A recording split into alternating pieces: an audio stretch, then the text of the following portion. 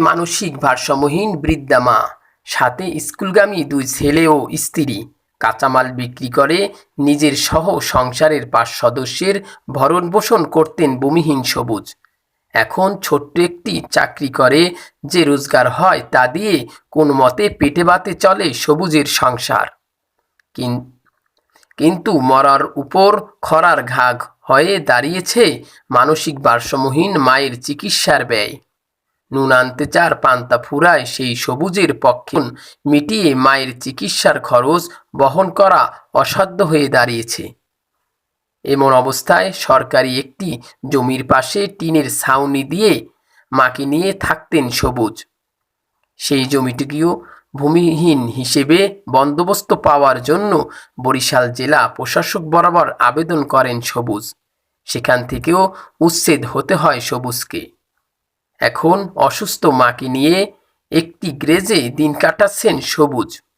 বরিশাল সদর উপজেলার 57 নং জেল কর্ণকাঠি মৌজার সরকারি খাস জমি খতিয়ানের 603 দাগের সম্পত্তি ভূমিহীন হিসেবে বন্দোবস্ত পাওয়ার প্রার্থনা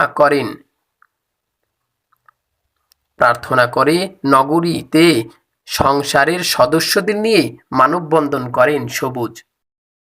আমি মোহাম্মদ সবুজ খান। আমি একজন ভূমিহীন। আমার মাতা দীর্ঘ 26 বছর অসুস্থ। আমি ইউনিভার্সিটির পিছনে খালি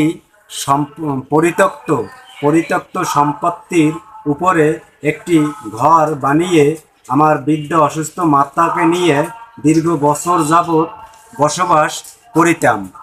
আমি ওই জমি থেকে বন্দোবস্ত পাওয়ার জন্য জেলা প্রশাসন আবেদন করি। ওই জেলা প্রশাসক বরাবর আবেদনে আমার জমিটা পাওয়ার যোগ্য হলেও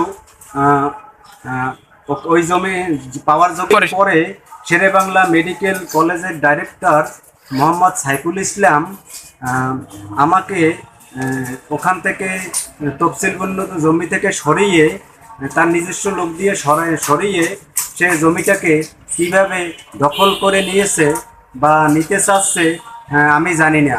আমার জানা মতে মেডিকেল ডাইরেক্টর সাইফুল ইসলামের চরাইশা মৌজায় 190 শতক জমি তিনি খরিদ করিয়াছেন। আমি কর্ণকাঠি মৌজায় বসবাস করিতাম। এমন স্কুলগামী শিশু নিয়ে একজনার গ্যারেজে বসবাস করিতে আসি।